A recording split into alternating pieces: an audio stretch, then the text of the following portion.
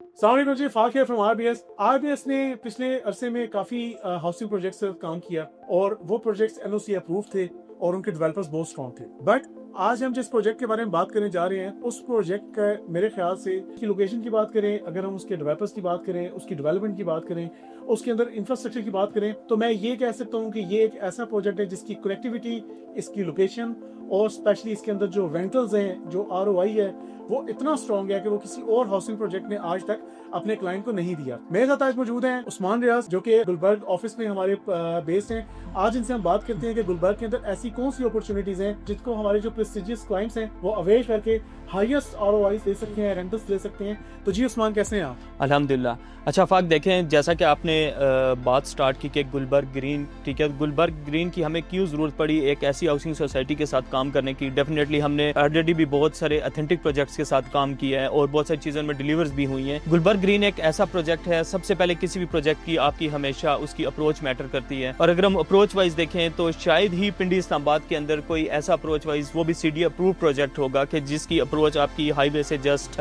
कुछ मिनट्स की मुसाफत पे है। गुलबर्ग ग्रीन के साथ हमें प्रॉपर काम करने की ज़रूरत इसलिए पड़ी कि ये एक ऐसा हाउसिंग प्रोजेक्ट है कि जिसके अंदर बहुत सारी चीज़ें आपकी डिलीवर्ड हैं, वो चाहे आपके कमर्शियल हों, रेजिडेंशियल हों। और गुलबर्ग ग्रीन को हमेशा जाना जाता है फार्म हाउसेज के लिए। तो ये एक ऐसी हाउसिंग सोसाइटी है कि जहाँ पे आपको ऑन ग्राउंड चीज़ें मिलती हैं। और रेंटल वैल्यू की अगर हम बात करें, क्योंकि डेफिनेटली रियल स्टेट अब वाकई ही रियल में जा चुकी है, और अगर हम इसको देखें कि रियल में गुलबर्ग ग्रीन का इसके साथ क्या लिंक है, तो ऐसी चीज़ें, ऐसे कमर्शियल्स के जो हम लेते हैं, वो चाहे आप कोई भी वहाँ पे अपने ऑफिस बना लें, कोई अपार्टमेंट्स बना लें, ऑलरेडी यहाँ पे अगर हम एक्सपीरियंस करें तो जितने भी आपके डिफरेंट जगहों पे कमर्शियल्स हैं या फिर रेजिडेंशियल्स हैं, यहाँ पे rental value as compare to बाकी डिफरेंट हाउसिंग सोसाइटीज के बहुत अच्छी है। और एप्रिसिएशन की अगर बात करें तो कुछ ऐसे प्रोजेक्ट्स हैं यहाँ पे, अगर हम किसी भी हाई रेज की एग्जांपल ले लेते हैं, फॉर एग्जांपल समामा एक गुड डेवलपर है, आपका लक्सिस हो गया, स्काई पार्क 1 हो गया, ये एक ऐसे डेवलपर्स हैं, ये ऐसी यहाँ की रेंटल वैल्यू है कि कोई भी अगर कस्टमर जिसने उस टाइम पे इंस्टॉलमेंट पे लिया होगा, अगर मैं फॉर एग्जांपल समामा की बात करूं 2019 में, ये आपको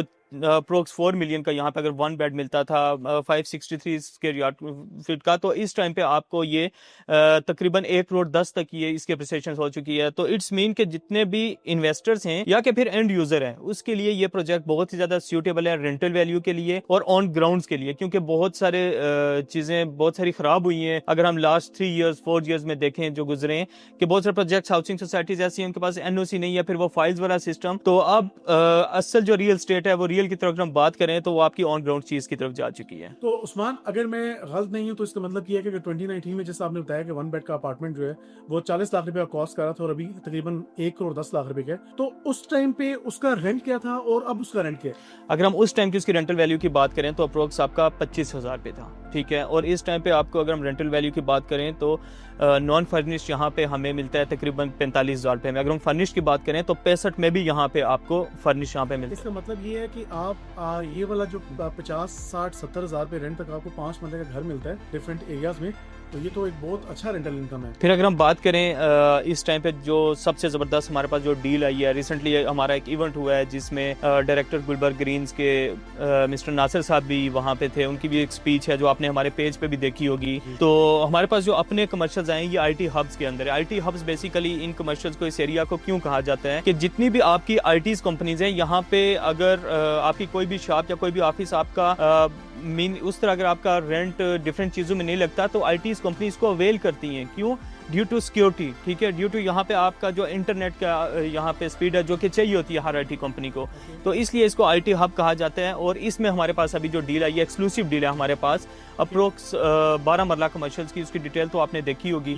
अच्छा फाक, उस कमर्शियल के हवाले से, पेमेंट प्लान के हवाले से आप गाइड कर दें, क्योंकि आपने भी तो डेफिनेटली वो पेमेंट प्लान देखा होगा, बहुत अट्रैक्टिव पेमेंट प्लान है वो। तो व्यूअर्स, जिस कमर्शियल्स की उस्मान बात कर रहे हैं, ये बेसिकली आईटी हब है गुलबर्ग ग्रीन्स का, और सी ब्लॉक इसकी लोकेशन बनती है।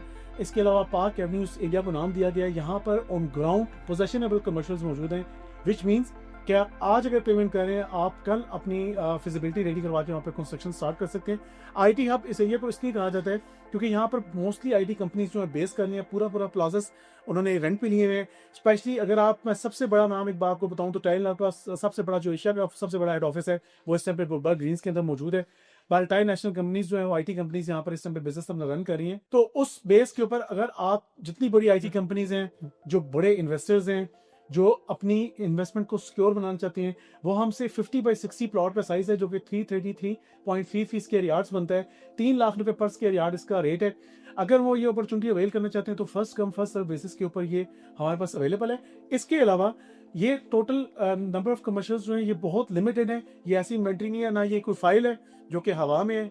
आप 1000 फाइल्स बेच देंगे और बाद में आप या रिटर्न लेते रहेंगे या माइनस में मार्केट में सेल कर देंगे। ये ऑन ग्राउंड पोजेशनेबल लैंड है।